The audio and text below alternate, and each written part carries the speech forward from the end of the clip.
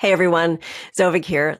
This episode is about the practice of saying yes as a way to move toward radical acceptance.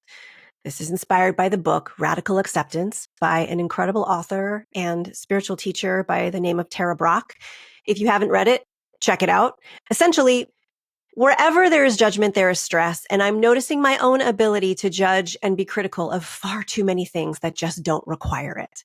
So here I experimented with a small but mighty practice that Tara talks about of turning my no's into quiet yeses to move toward acceptance and seeing how that might change my experience in the moment.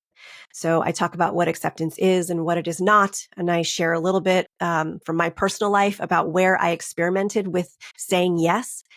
And then I talk about how when we accept things, it can lower our stress and it can change how we relate to the problems that we have. So with that, enjoy.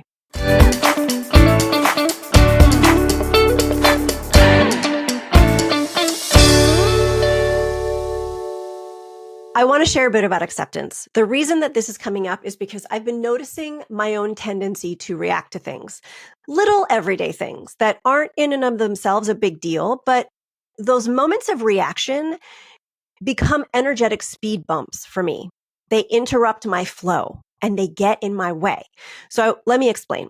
I was rereading a portion of this book called Radical Acceptance by Tara Brach. If you haven't heard of her, she's wonderful. She is a psychology and spiritual teacher. She's written Radical Compassion and Trusting the Gold, as well as Radical Acceptance. And she has this incredible talent and skill for making all things Buddhism and spirituality very accessible and understandable.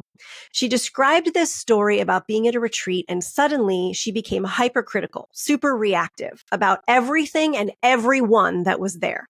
Nothing was right. Everything was wrong. The teachers, other people in the retreat, the weather, the room, everything. And I thought, well, I know how that feels. So I was a yoga teacher for a few years, and I've been practicing yoga since 2010.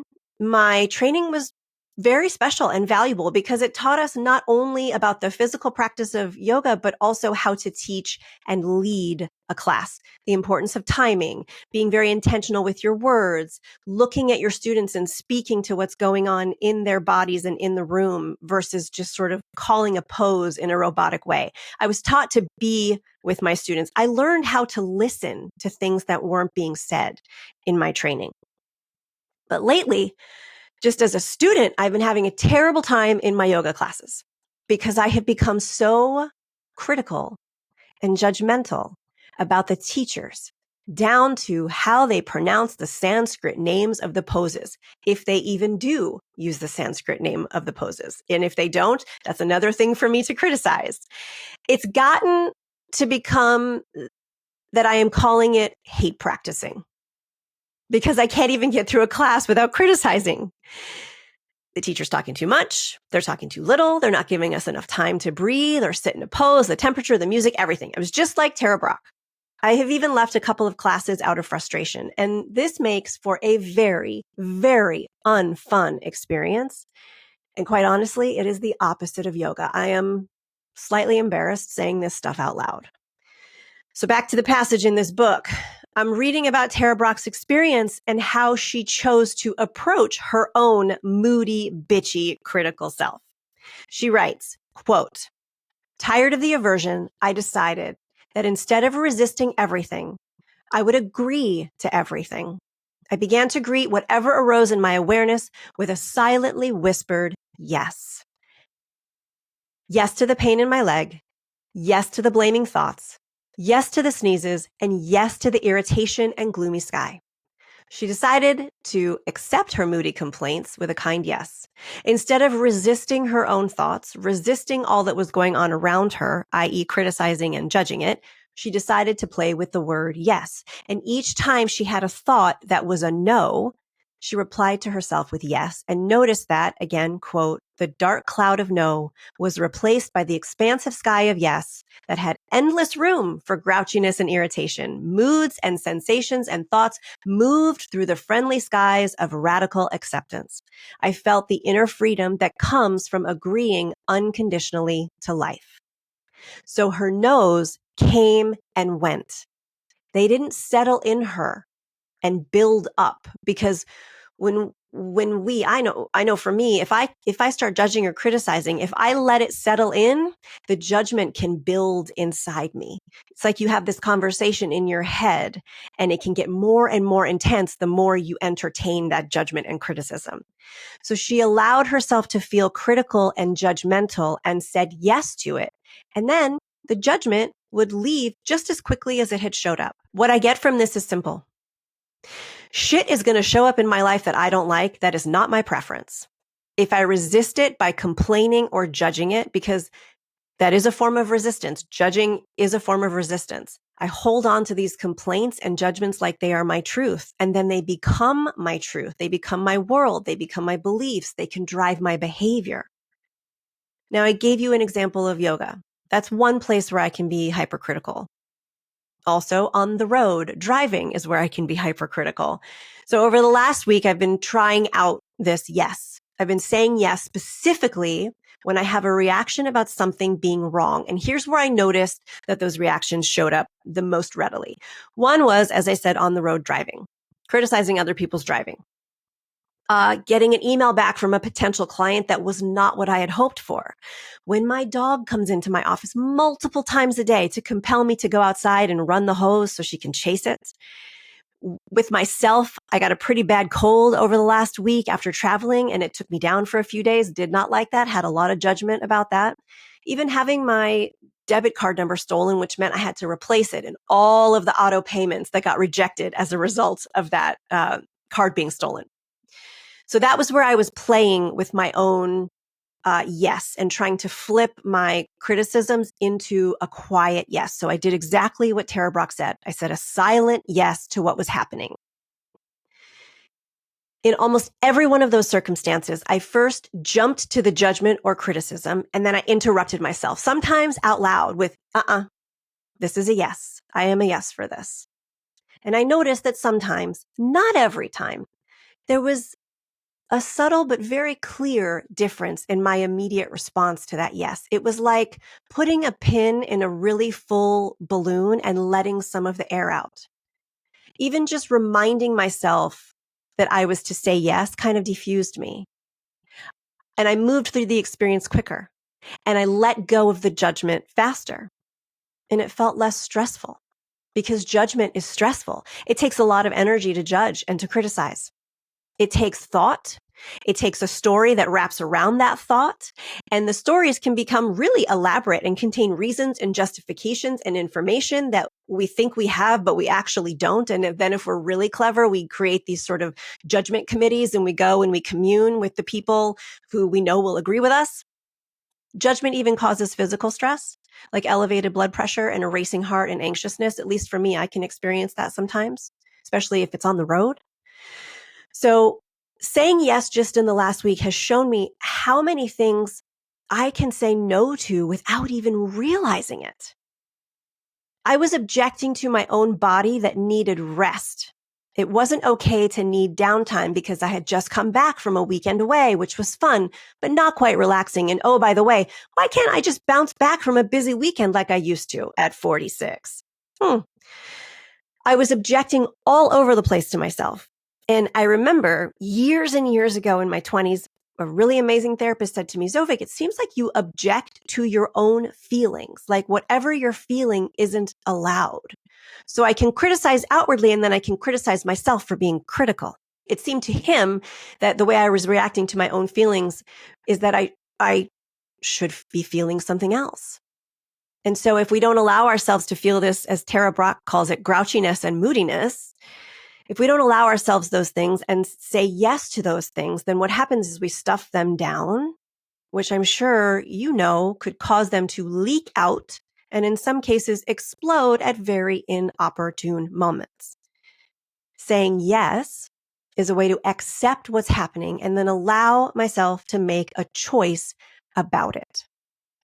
Sometimes we say no and we judge things and we complain about them and then we stay. We stay in the circumstance. We stay in that moment. We stay in that relationship. We stay in that job. We stay in that thing that we really don't like because we feel we should, or it's the responsible thing to do, or it's the right thing to do. That is us saying no to something.